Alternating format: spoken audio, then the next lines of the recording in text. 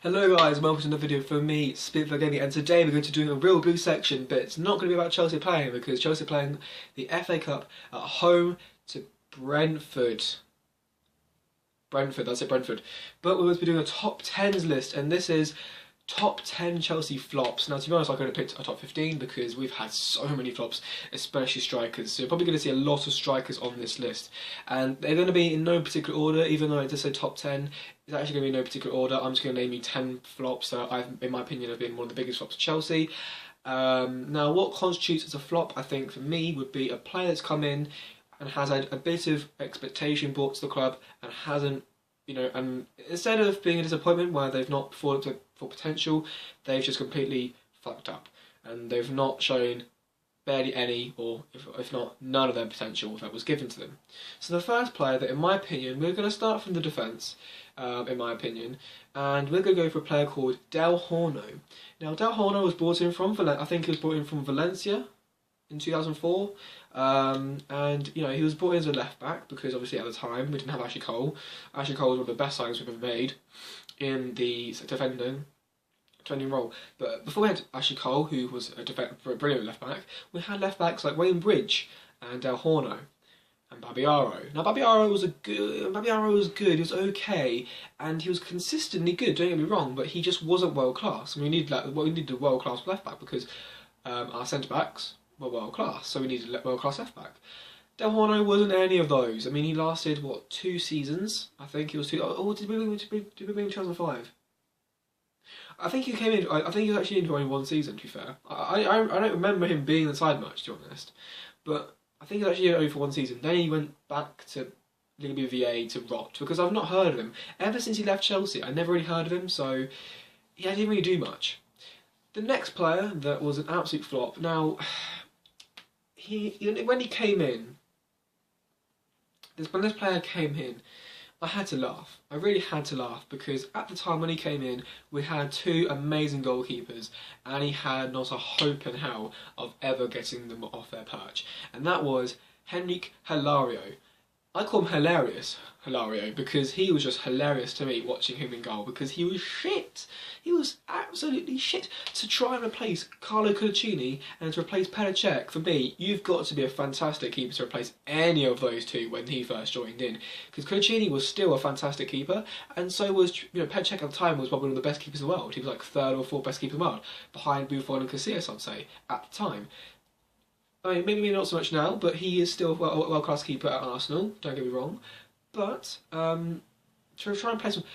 Watching Hilario playing goal is like watching... I'm trying to think of the right words to say here. Watching him playing goal is like watching Bambi on ice.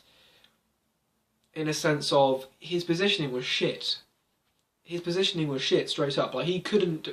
Positioning-wise, the goal would be over here. He'd probably be over here somewhere, just like... to be fair, his diving and reflexes weren't that bad. It's just his positioning and his handling was absolutely terrible. He couldn't catch a ball to save his life. He wasn't at all as a keeper. He was like 6'2", 6'1", which isn't that bad. I've seen 6'1", 6'2" keepers, Casillas for example, that have been really good, but he never had that presence to me. Whenever I watched him, I wasn't like, okay, we're in safe hands. I've been like, oh no, he's going to let in these 2 goals, isn't he?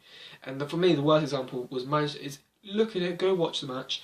It was Man City versus Chelsea at Stamford Bridge, where we lost 4-2 at home. Some of the goals he conceded in that game was absolutely dreadful. Go and watch it, it was absolutely horrible.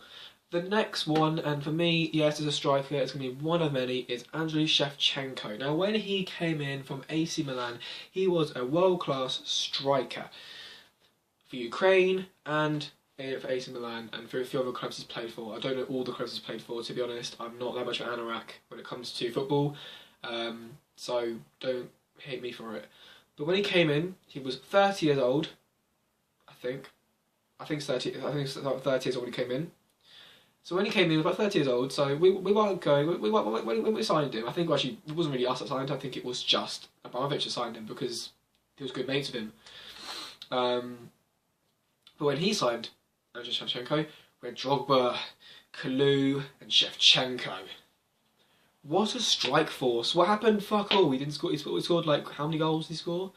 Fuck all. Nobody gives a shit. I think he scored like, what, 3 goals in the league? Yay. Woo, 35 million for 3 goals. Yes.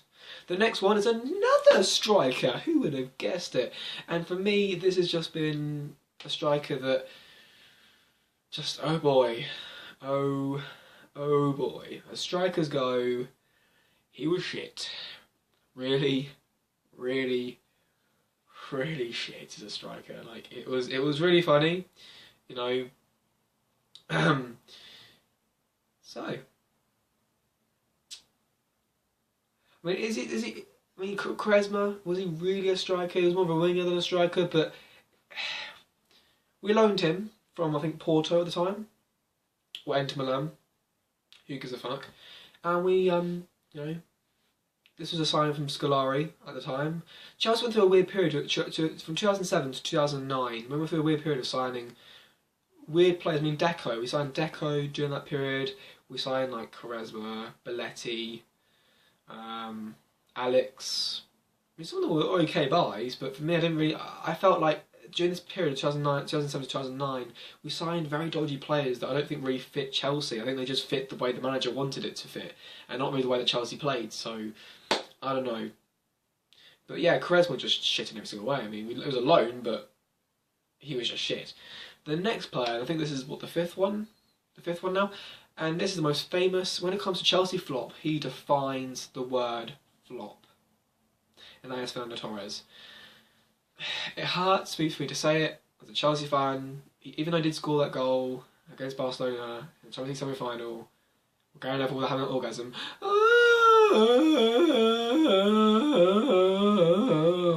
Yeah, apart from that, did he do anything else? No, not really. He did fuck all.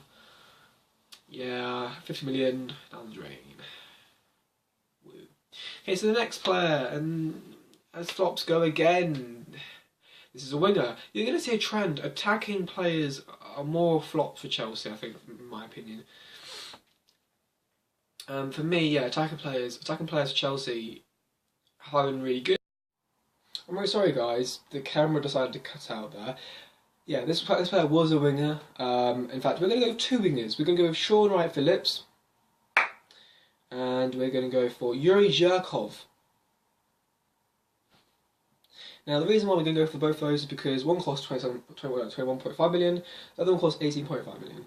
Now, how Shaun Wright-Phillips cost 21.5 million, no one fucking knows, because he was just terrible. Whilst Yuri Zhirkov was signed in for God knows, no, I mean, Malouda at the time was playing really well. I guess it was backup.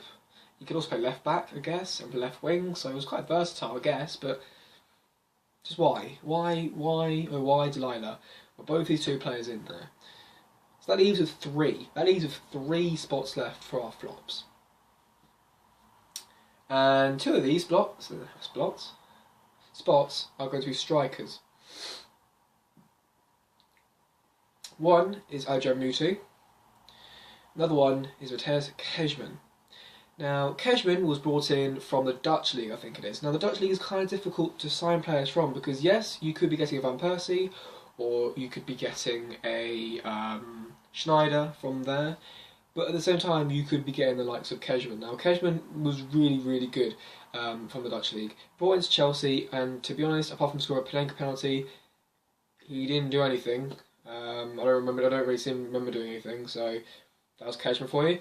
Now Mutu signed him from like 20 million, something like 20 odd million. And yeah, he was actually a good striker for us actually, for a while, until he decided that he wanted to have some cocaine, and he failed a drugs test, and yeah, he owes Chelsea a lot of millions of pounds, put it that way. He owes Chelsea a lot of millions of pounds because of this, and then he fucked off to Fiorentina, and he was just shit.